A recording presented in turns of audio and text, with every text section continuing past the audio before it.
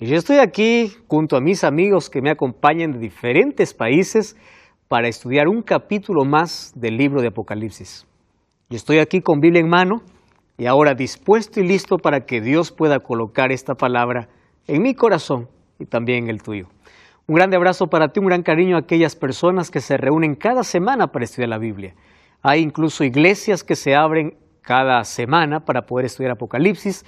Recibimos sus mensajes con tanto cariño, aquellas historias lindas también de que estás participando de una iglesia y de este estudio nos llena de tanta alegría y de tanta emoción. Gracias por participar de Biblia Fácil y junto a mis amigos que vinieron aquí de diferentes países y están representando a Sudamérica, hoy comenzaremos un estudio más de Apocalipsis. El trono de Dios es el capítulo 4 y 5 del libro de Apocalipsis. En el capítulo anterior vimos acerca del mensaje que Dios tiene para las 7 iglesias. ¿Cuál es la última iglesia? La Odisea. De paso, la Odisea significa pueblo del juicio, el pueblo del tiempo del fin. Es una iglesia autosuficiente, ¿verdad? Hoy vemos que la autosuficiencia ha tomado parte no solamente del mundo o de las personas que no conocen a Dios. Conozco tantos cristianos autosuficientes, personas que se creen tan llenas de conocimiento por títulos, por grados, pero son vacíos. Dios está fuera de los planes, fuera de los proyectos, fuera de la vida. Y Dios dice, arrepiéntete. Yo estoy tocando la puerta del corazón. Es momento de poder revisar nuestra vida y ver de qué estamos llenos. Puede estar el bolsillo lleno de dinero, pero el vacío lleno, o el corazón vacío por falta de Dios. La iglesia de la Odisea es una iglesia carente, pero lo peor es que se engaña porque dice que es rica, pero es miserable. Piensa que está bien, pero en el fondo está mal. Lo mismo de decir personas cuando dicen yo creo en Dios, pero no tienen compromiso con Él. Personas que dicen creer en todo, creen en la Biblia, creen en Dios, pero nunca tienen una relación con Él. Es decir, la iglesia del tiempo del fin tiene un grave peligro. O es la indiferencia o es la falta de compromiso.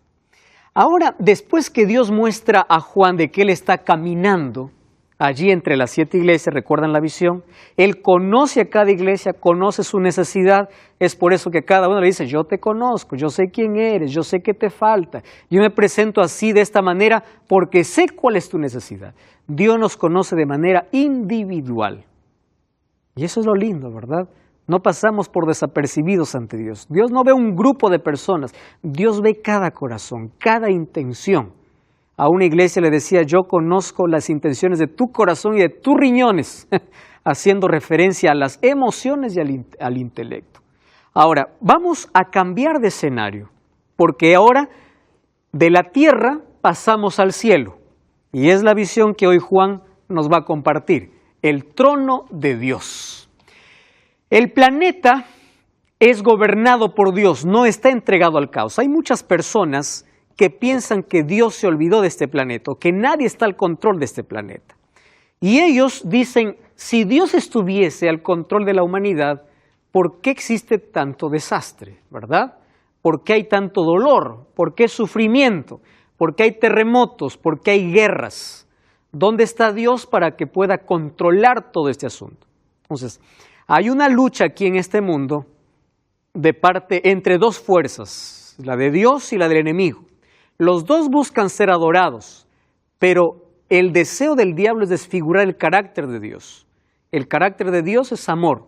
Entonces el diablo provoca calamidades para luego culpar a Dios. La gente cuando culpa a Dios por cada desgracia, el diablo celebra, porque de esa manera, ¿qué cosa consigue el diablo? Desfigurar el carácter de Dios, hacer ver que Dios es cruel, es malo o que Dios perdió el control de la humanidad. Ahora, Dios está al control, pero la pregunta es, ¿cómo va a estar al control si hay tanto sufrimiento y de gente inocente, de gente buena? Ustedes ya vieron la injusticia, gente buena que sufre, gente mala que parece que les va bien en la vida.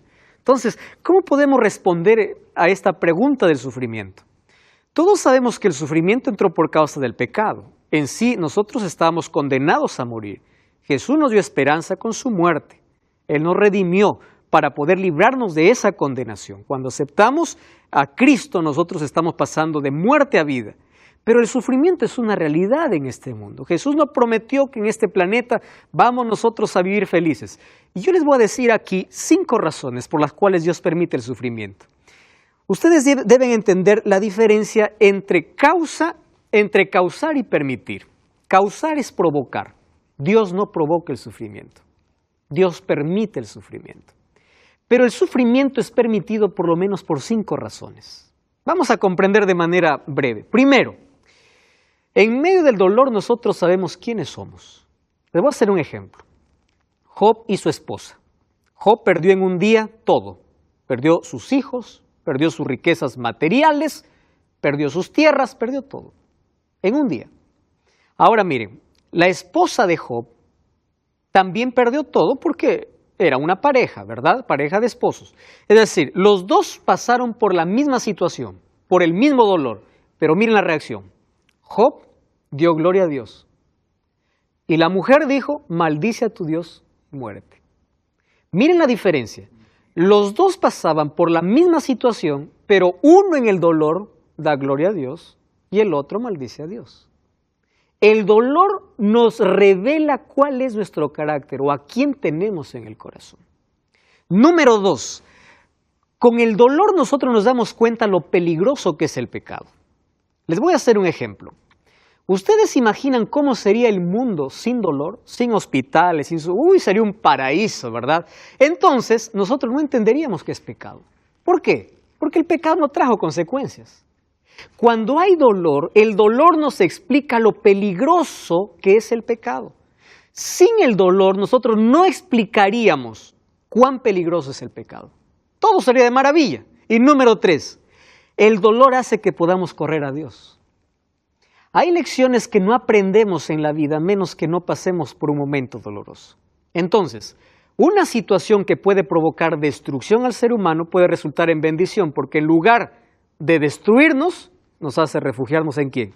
En Dios. Número 4, el dolor hace que podamos fortalecer nuestra relación con Dios. Eso es lo lindo.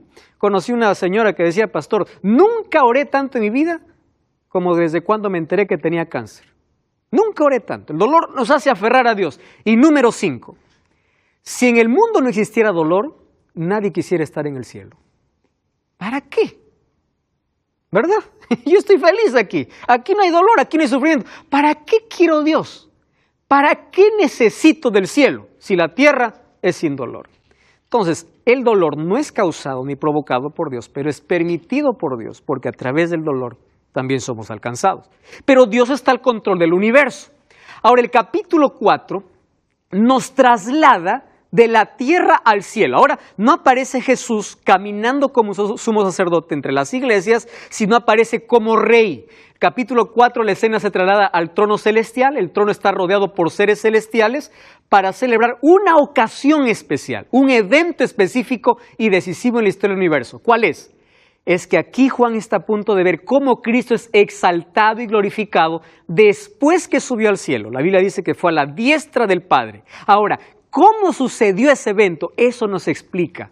Ahora, ¿cómo entendemos eso? El capítulo 3, versículo 21 dice, el que venciere se sentará conmigo en mi trono, así como yo he vencido y me he sentado con mi Padre, ¿dónde? En su trono. La promesa para el vencedor es sentarse ¿dónde? En el trono. Pero dice, tú te vas a sentar en el trono porque yo ya estoy sentado en el trono. Yo ya vencí. Ahora, ¿cómo es que Jesús se sentó en el trono? Ahora nos explica el capítulo 4 y el versículo 5. Miren, la palabra trono aparece 14 veces en el capítulo 4, es decir, es el centro de todo lo que sucede. 1 Timoteo 6:16 dice que Dios está rodeado de una luz extraordinaria. Ahora, en el capítulo 4 encontramos la majestuosidad. Y allí en el capítulo 4, Juan dice, vi que uno estaba sentado. Ni siquiera menciona el nombre de Jesús, nada. Uno, ese uno hace referencia ¿a quién? A Dios Padre. Él está sentado en el trono. El trono simboliza el derecho a reinar, el poder real, la autoridad sobre el reino. Estar en el trono significa el poder para reinar. Ahora, en ese trono hay esplendor deslumbrante, el trono de Dios es la fuerza controladora del universo. Ahora Juan va a ver cómo es el trono de Dios. Vamos a Apocalipsis capítulo 4, versículo 1 hasta el versículo 3. ¿sí? Vamos a Apocalipsis 4, 1 al 3. Allí dice, después de esto miré y había una puerta abierta en el cielo. Pablo, ¿tú puedes seguir leyendo, por favor? Versículo 1 hasta el versículo 3. ¿Del 1? Sí, del 1 al 3. Después de esto miré, y he aquí una puerta abierta en el cielo, y la primera voz que oí como de trompeta, hablando conmigo, dijo, sube acá. Y yo le mostré las cosas que sucederán después de estas. Y al instante yo estaba en el Espíritu, y he aquí un trono establecido en el cielo, y en el trono uno sentado. Y el aspecto del que estaba sentado era semejante a la piedra de jaspe y de cornalina, y había alrededor del trono un arco iris, semejante en aspecto a las esmeraldas. Wow. Solo hasta ahí, porque después vamos a seguir describiendo. Gracias, Pablo. Miren qué interesante. Ahí está el trono y ahí está uno sentado, Dios Padre. Miren la majestuosidad. No dice que el trono era una piedra de jaspe, dice, era como. Es decir, él no encuentra palabras para describir. Lo más parecido es esto, dice. No puede describir. Ahora, fíjense lo que está viendo aquí Juan. ¿Qué cosa está viendo? El santuario. ¿Recuerdan cuando Dios mandó a Moisés a hacer un santuario? El santuario tenía dos compartimentos, lugar santo y lugar santísimo. En el lugar santísimo estaba el arca del pacto y ahí estaba la gloria de Dios, el Shekinah. La gloria de Dios, ese Shekinah que estaba en el lugar santísimo, representaba en el cielo, ¿qué cosa? El trono de Dios. Dice, había una puerta abierta, ¿verdad? Y oí una voz que decía, con voz de trompeta. ¿Recuerdan qué significa voz de trompeta? La presencia de Dios. Ven y mire. Es decir, Juan es invitado a entrar. Y no solamente Juan fue invitado, recuerdan cuando Isaías también fue invitado. Y Isaías capítulo 6 también vio el trono de Dios. Daniel en el capítulo 7 también vio el trono de Dios. Ahora, si nosotros unimos todas esas referencias, aquí en Apocalipsis nos va a dar una idea extraordinaria de cómo es ese trono. Mas no está descrito de manera perfecta, porque está en un lenguaje humano, que no puede describir la perfección de allá, pero nos da una idea de lo que significa ese trono. Dice allí que en el trono, ¿qué cosa había? Un arco iris, ¿verdad? Y había, dice, un arco iris. ¿Cuándo comenzó el arco iris en la historia de este mundo? Con Noé. ¿En qué momento? Después del diluvio. Dios hace una promesa. Arco iris es igual a ¿qué? A promesa. ¿Cuál era la promesa que Dios hace? Nunca más será la tierra castigada con agua, ¿verdad? Entonces cada vez que llueve, dice tú vas a ver mi arco entre las nubes. Hoy el arco iris es usado como símbolo de una perversión. Sin embargo, es la representación de la promesa de Dios. Ahora, fíjense, ¿por qué es que el arco iris está encima del trono? El arco iris en sí es una ilusión óptica, ¿verdad? Uno ve el arco iris y uno se acerca y dice, va a abrazar el arco iris, y de pronto no abraza nada, es una ilusión óptica. ¿Por qué? Porque el arco iris es la unión ¿de qué? Del agua con la luz del sol. Es decir, es la mezcla de dos elementos, agua y luz del sol. ¿Qué representa el arco iris en el trono de Dios? Vamos a ver lo que dice el libro de Salmos capítulo 97, versículo 2. Karina, ¿puedes leer, por favor? Aquí dice, ¿qué dice Salmos 97, 2? Toma el micrófono allí. Salmo 97, 2. Dice así. Son la base de su trono. Justicia y misericordia. Correcto. Entonces, hay dos cosas que es la base del trono de Dios. ¿Qué cosa es? La justicia y la misericordia. ¿Cómo es formado el arco iris? Por la unión de ¿qué? Del agua y del sol. Justicia y misericordia, así como el agua y el sol, se mezclan para armar un arco iris. En el trono de Dios está mezclado ¿qué cosa? La justicia y la misericordia. En el trono aparece el arco iris como símbolo de su promesa y de su justicia y misericordia. Satanás anheló ese trono. Él quiso el trono de Dios. Por eso él se rebeló contra Dios. Sin embargo, allí nosotros encontramos algunos elementos interesantes, ¿verdad? Miren el versículo 4. Vamos a Apocalipsis capítulo 4, el versículo 4. Dice así, alrededor del trono habían 24 tronos. Interesante. Había un trono principal, ¿y qué más había? 24 más. Y en los tronos vi sentado, ¿a cuánto dice? 24 ancianos. La palabra anciano en la Biblia significa un ser digno, autoridad, ¿correcto? No significa alguien que esté en la parte final de la vida. 24 ancianos vestidos de ropas blancas con coronas de oro en su cabeza. ¡Wow! Ahora, si el arcoíris representa la justicia y la misericordia, ¿a quién representan los 24 ancianos? Vamos a ver sus características. Número 1, están vestidos ¿de qué? De ropas blancas. Número 2, tienen corona de oro. Pregunto, ¿a quién prometió Dios vestiduras blancas y coronas de oro? A su iglesia, ¿verdad? Entonces, por las características que aquí presenta, significa que estos son seres humanos que alcanzaron promesa. ¿Pero por qué 24? Vamos a analizar un poco este asunto. 24, ¿cuántas tribus representaban al pueblo de Dios en el Antiguo Testamento? 12 tribus. ¿Con cuántos apóstoles Cristo fundó su iglesia en el Nuevo Testamento? Con 12. 12 más 12, ¿a cuánto da? 24.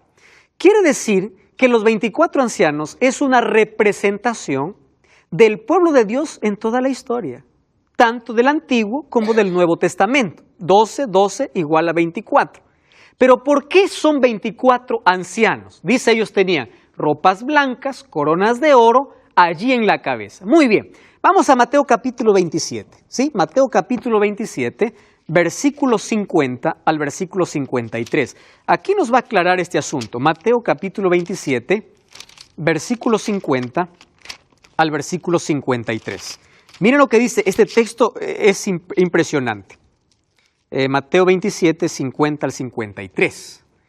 Dice así, Jesús habiendo otra vez clamado a gran voz, entregó el Espíritu. Entonces el velo del templo se rasgó en dos, de arriba abajo. La tierra tembló, las rocas se partieron. ¿Está? Ahora, Felipe, ¿puede leer el versículo 52? Toma el micrófono, por favor. 27, 52. ¿Qué dice allí? Y se abrieron los sepulcros y muchos cuerpos de santos que habían dormido se levantaron. Wow. ¿En qué momento ocurrió esto? Cuando Jesús murió. Entregó el Espíritu. ¿Qué más dice? El templo se rasgó, sepulcros se abrieron y muchos cuerpos de santos que habían dormido se levantaron. Y después que Él resucitó, salieron de los sepulcros y entraron a la ciudad santa. ¿Cuál es la ciudad santa? Ahora fíjense, cuando hace referencia a 24 ancianos, significa que hubieron personas que resucitaron cuando Cristo murió. Y según Efesios 4:8, ellos fueron llevados como primicias al cielo. Nosotros en la Biblia por lo menos encontramos a tres seres humanos que están en el cielo. ¿Se acuerdan en la transfiguración? Cuando los discípulos vieron a Jesús, ¿con quién estaba? Con Elías. ¿Con quién más? Con Moisés. ¿Y quién más está en el cielo? Enoc. Dios se los llevó. Tres personas, la Biblia dice con claridad que están en el cielo. Seres humanos. Ahora, a esos tres se unieron otros que también resucitaron. Y por las características que ellos tienen, entonces, ellos son la representación de la humanidad fiel que ya está en el cielo. Ahora, es interesante que nosotros podamos ver, esos seres humanos no están en el cielo para interceder. Hay algunos que dicen, vamos a interceder. Pastor, ¿y quién? A ver, ¿Pablo estará en el cielo? No. ¿Por qué no está Pablo en el cielo?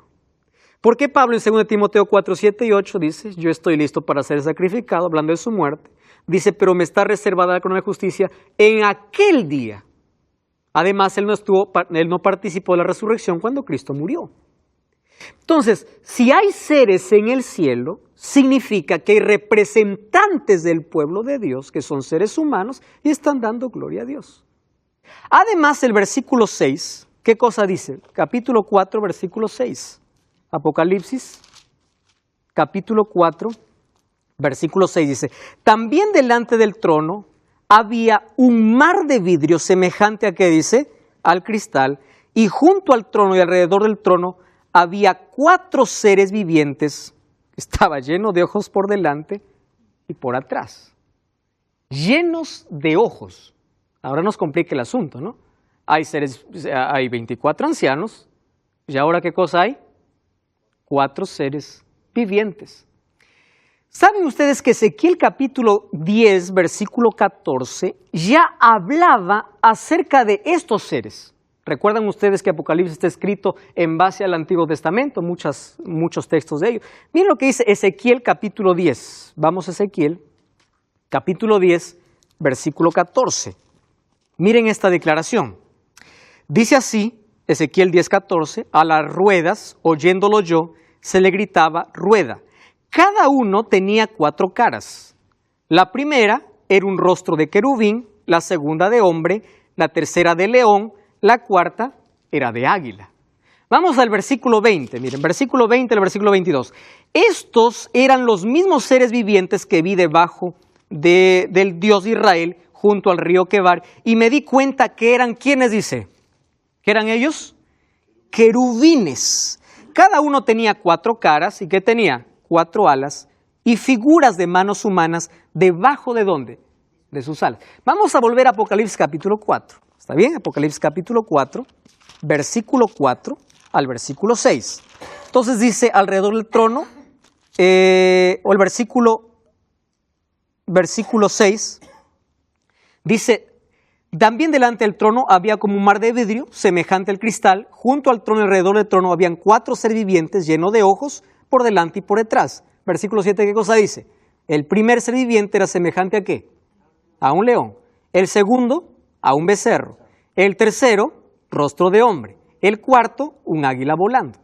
Los 4 seres vivientes tenían cada uno 6 alas y alrededor, por dentro, estaban llenos de ojos y de día y de noche decían sin cesar, Santo, Santo, Santo es el Señor Dios Todopoderoso, el que era, el que es y el que ha de venir.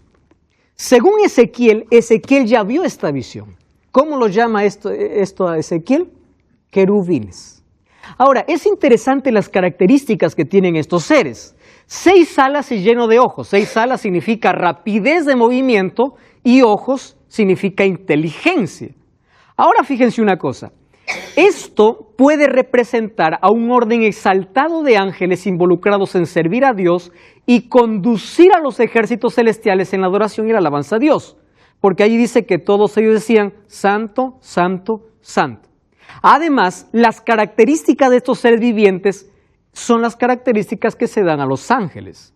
Por ejemplo, Salmo 103:20 dice que los ángeles tienen fuerza como león. Hebreos 1:14 dice que tiene la capacidad de servir. Esto puede ser representado como un buey. Tiene inteligencia como un hombre. Lucas 15:10 dice que los ángeles celebran cuando un pecador se arrepiente. Y tiene velocidad de un águila. Entonces, 4 figuras también representan características de ángeles. Entonces, lo que se cree aquí es que esto es un orden exaltado de ángeles involucrados para servir a Dios. Pero también se dice que estos 4 seres vivientes, según la visión de Ezequiel capítulo 1, versículo 4 a 10, puede representar al pueblo de Dios en el Antiguo Testamento. Representar, pero son seres que existen, ¿correcto? Pero representan al pueblo de Dios en el Antiguo Testamento. 40 años estuvo en el desierto. 41 veces se movieron. Ahora, ellos tenían una manera interesante de ser organizados. Cada vez que el campamento se movía, ellos tenían 4 tribus líderes, ¿verdad? 4 tribus líderes. Cuando ellos se instalaban, el santuario estaba en el centro y las 4 tribus rodeaban allí el santuario. ¿Quiénes eran esas 4 tribus líderes? Era Judá, Efraín, Dan y Rubén. Se dice que estas 4 líderes tenían 4 símbolos. Por ejemplo, Judá tenía como símbolo el león. La Biblia menciona al león de la tribu de Judá, ¿verdad? El símbolo de Judá era el león. De Efraín era el buey. De Dan era el águila y de Rubén era un rostro humano. Entonces dice que ellos pueden representar, no es que son, representar al pueblo de Dios en el Antiguo Testamento. ¿Significa que el pueblo de Dios en el Nuevo Testamento no tiene representación? Hay algunas cosas que estuvimos analizando acerca del trono de Dios. Primero, que la justicia y la misericordia son la base de su trono y está representado en un arco iris, como aquel que es fiel siempre a su promesa. También vimos 24 ancianos, que representa a la humanidad, o representa a toda la humanidad, ¿verdad? Desde el comienzo de los tiempos hasta el final, de redimidos. Y también vimos 4 seres vivientes. Allí vemos que ellos dan gloria a Dios, adoran a Dios, están al servicio de Dios, y se dice que ellos pueden ser ángeles que tienen una orden especial para poder llevar a toda la hueste angelical a adorar a Dios. Y también estos 4 seres representan al pueblo de Dios en el Antiguo Testamento, representado por las 4 tribus líderes. Esas 4 tribus eran Judá, Efraín, Dan y Rubén, que eran el símbolo que ellos tenían allí en sus banderas. Ahora, ¿cómo representan esos 4 seres vivientes al Nuevo Testamento? ¿Verdad? A la iglesia primitiva. Entonces, un análisis extraordinario se hizo de que Cristo en el Nuevo Testamento, en los Evangelios, es visto de 4 maneras diferentes su ministerio. Por ejemplo, el libro de Mateo hace énfasis en Jesús como rey. La mayor parte de sus enseñanzas, por ejemplo, Mateo 25:34, dice, entonces el rey dirá, haciendo referencia ¿a quién? A Cristo. También allí en Mateo 27:37, cuando Jesús murió, allí el Evangelio de Mateo dice que le pusieron sobre su cabeza la acusación contra él que decía, este es Jesús, ¿quién? Dice, el rey de los judíos, haciendo énfasis a Cristo como rey. Nosotros vamos al Evangelio de Marcos y vemos que en Marcos Jesús es representado como siervo. Gran parte de los textos de Marcos representa como siervo. Allí vemos, si alguno desea ser el primero, será el último y el servidor de todos. Eso dice Marcos capítulo 9, versículo 35. Marcos 10:44 dice, quien desea ser el primero será siervo de todos. Y también dice, el Hijo del Hombre no vino para ser servido, dice, ¿no? Sino vino para servir. Mientras que Mateo representa a Cristo como el rey, Marcos lo representa como ¿qué? Como un siervo. Ahora, el libro de Lucas presenta a Cristo como hijo de hombre. Allí Lucas 4:1-2 dice, después de haber ayunado, tuvo hambre. Necesidad humana. Lucas 9:56, porque el Hijo del Hombre no ha venido para destruir las almas de los hombres, sino para salvarlas. Mateo presenta como rey, Marcos presenta como siervo, Lucas presenta como hombre, como el Hijo del Hombre, ¿verdad? Ahora, el libro de Juan presenta a Jesús como Dios, desde el comienzo, ¿verdad? En el principio era el Verbo, y el Verbo estaba con Dios, y el Verbo era Dios, y por él fueron hechas todas las cosas. ¿Quién era ese Verbo? ¿De quién estaba hablando? Estaba hablando de Jesús. Mateo presenta como rey, Marcos como siervo, Lucas presenta como hijo de hombre, y Juan lo presenta como Dios. Ahora, Juan 1:2, en el principio estaba el Verbo, y Juan 10:30 dice, yo y el Padre somos uno. Quiere decir, yo también soy Dios, está diciendo Jesús. Ahora, ustedes recuerdan, estos 4 seres vivientes, ¿qué rostros tenían? Rostros de águila, rostros de hombre, rostros de buey o de ciervo, y un rostro de águila, ¿verdad? Entonces, esto también puede representar el ministerio de Cristo en estos 4 seres vivientes. Y después, ¿qué más dice? Miren, Apocalipsis capítulo 4, allí vamos al versículo 7, o el versículo 10, 9. Cada vez que estos seres vivientes dan gloria y honra y acción de gracias al que está sentado en el trono y al que vive por los siglos de los siglos, los 24 ancianos se postran. ¿Y qué más sucede? Dice, allí adoran al que está sentado en el trono y al que vive por los siglos de los siglos, y dice, digno eres de recibir la gloria, la honra y el poder, porque tú creaste todas las cosas y por tu voluntad existen y fueran creadas todas las cosas. Ahora, en ese contexto, vamos a retroceder un poco, y allí dice el versículo 6, o el versículo 5, del trono salían relámpagos, truenos y voces. ¿Qué más dice? Y delante del trono ardían 7 lámparas de fuego, que son los 7 espíritus de Dios.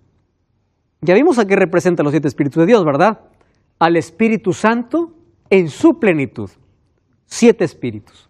Ahora fíjense, es interesante algunas cosas que suceden aquí en el trono. Primero hay relámpagos y truenos.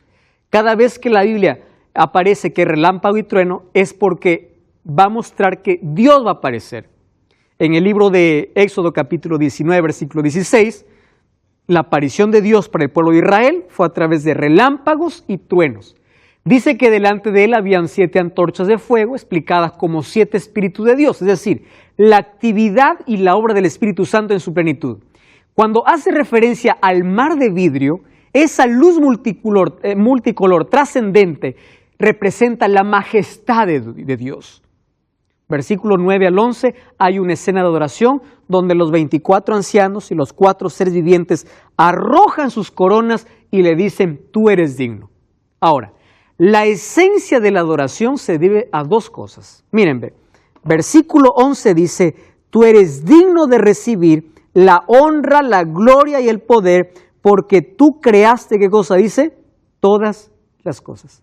Vamos al capítulo 5, versículo 9. Encontramos la otra razón por la cual se adora. Dice así, cantaban un cántico nuevo diciendo, digno eres de tomar el libro, digno de abrir sus sellos, porque tú fuiste inmolado y con tu sangre nos has redimido para Dios de todo linaje, lengua, pueblo y nación, y nos hiciste sacerdotes para nuestro Dios, o un reino de sacerdotes, y reinaremos sobre la tierra.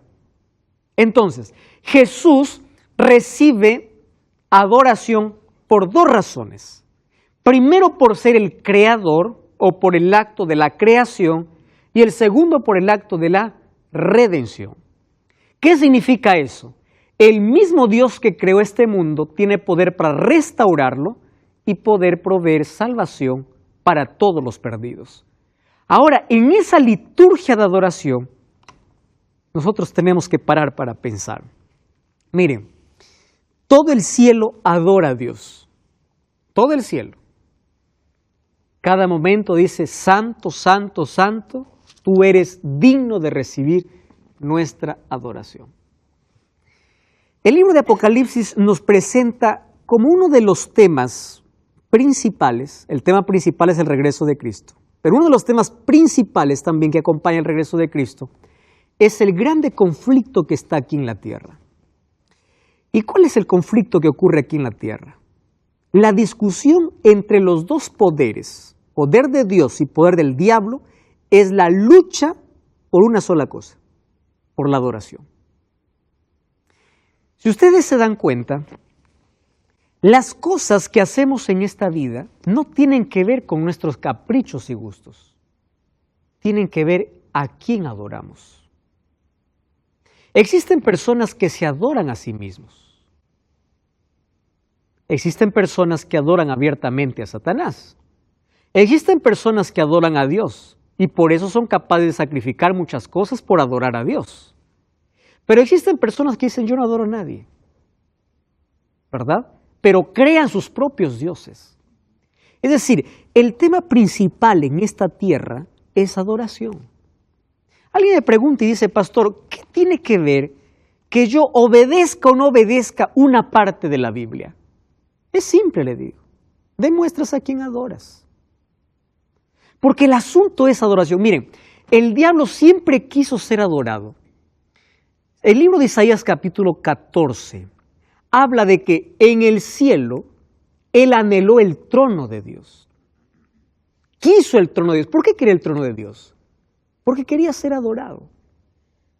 Él quiere ser adorado. Cuando Jesús estuvo aquí en la tierra, ¿recuerdan lo que le dijo Satanás a Jesús? Cuando en la última tentación le llevó allí a la parte más alta y le dice, mira todo este mundo, le dice. Tú no necesitas ir a la cruz. ¿Para qué vas a sufrir? Adórame, ¿correcto? Adórame, yo te doy todo. ¿En qué momento se hizo dueño el diablo de este mundo? El momento que el ser humano le cedió autoridad. Porque Dios regaló este planeta al ser humano para que lo pueda administrar. Pero el ser humano regaló o cedió esa autoridad. Y ahora Jesús dice incluso que Satanás es el príncipe de este mundo. Porque el ser humano cedió esa autoridad. Pero más allá de eso, vamos a pensar en lo siguiente. Miren, en este mundo existe tanta filosofía humana. El humanismo, por ejemplo. El ser humano no necesita de nadie, porque dentro de sí tiene una fuerza. Él puede solo, él no necesita ni siquiera de Dios.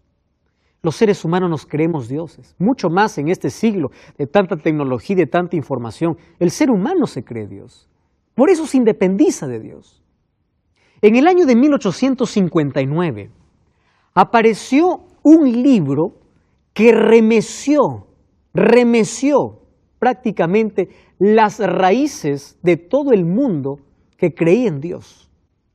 En ese año aparece el libro que lleva por título El origen de las especies, creado por quién o escrito por quién, por Charles Darwin, dando origen a una nueva etapa en la vida en el mundo.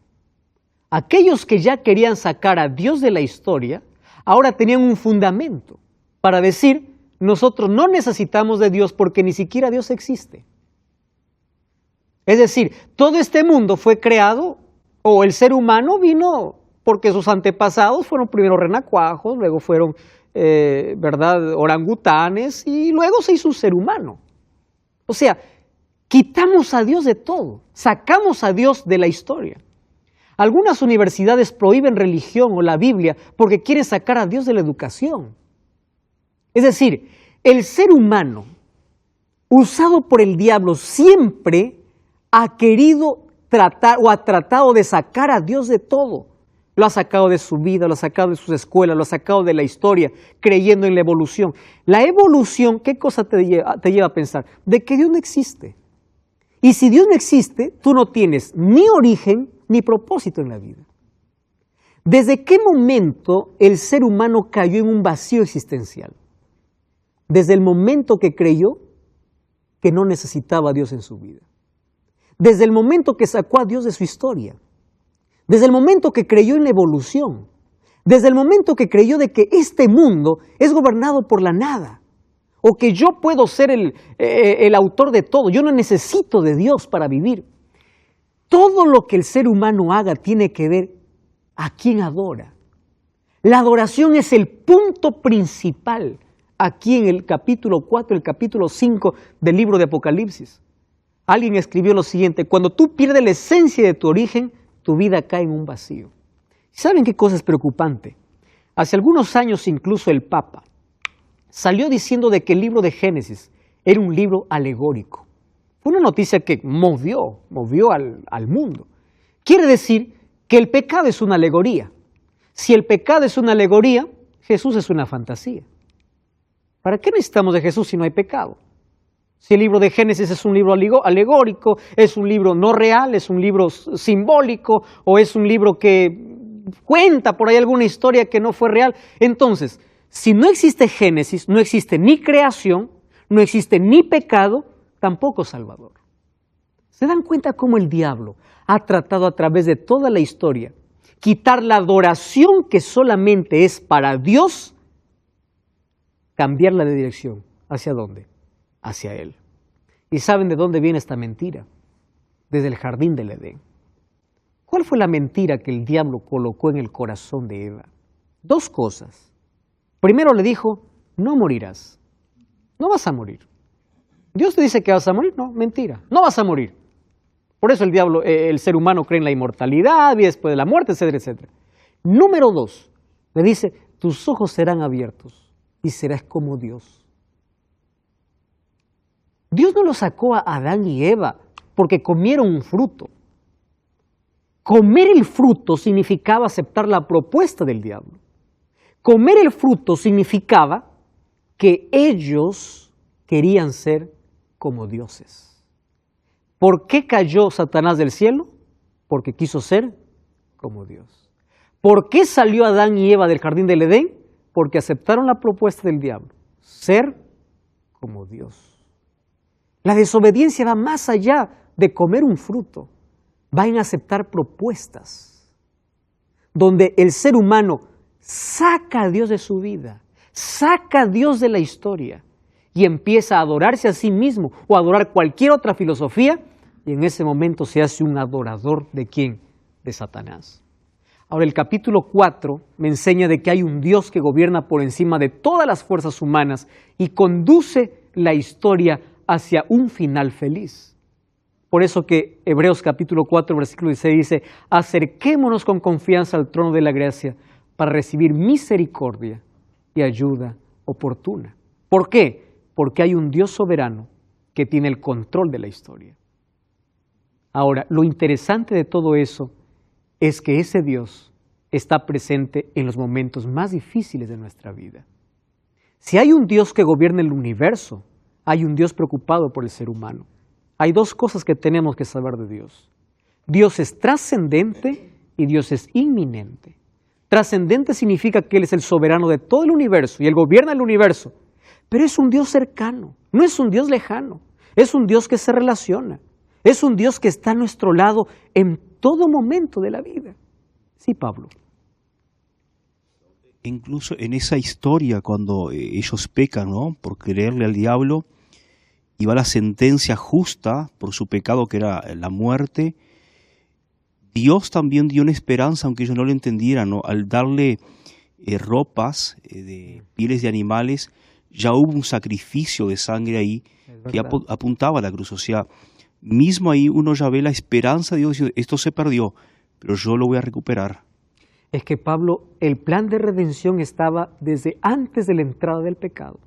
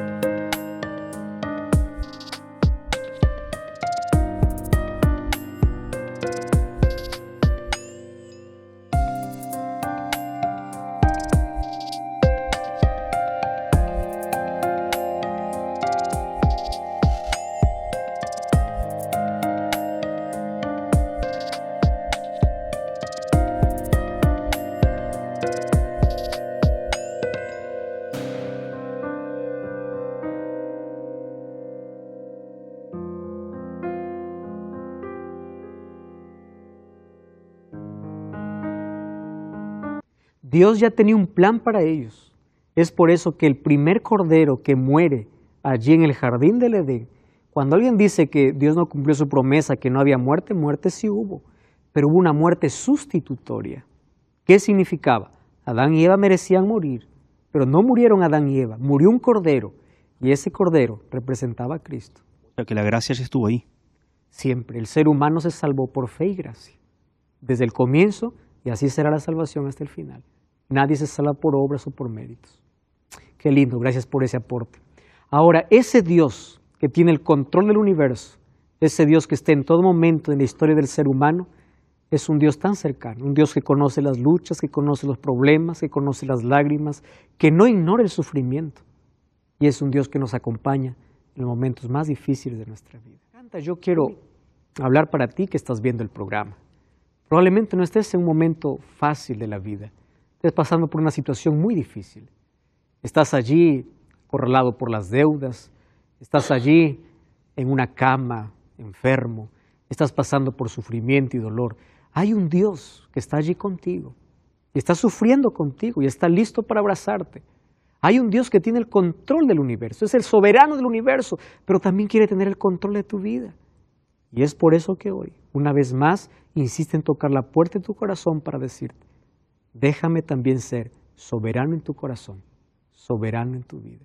Permite que ese Dios de lo imposible haga hoy milagros en tu corazón. Hay un Dios que está dispuesto a hacer lo imposible por ti.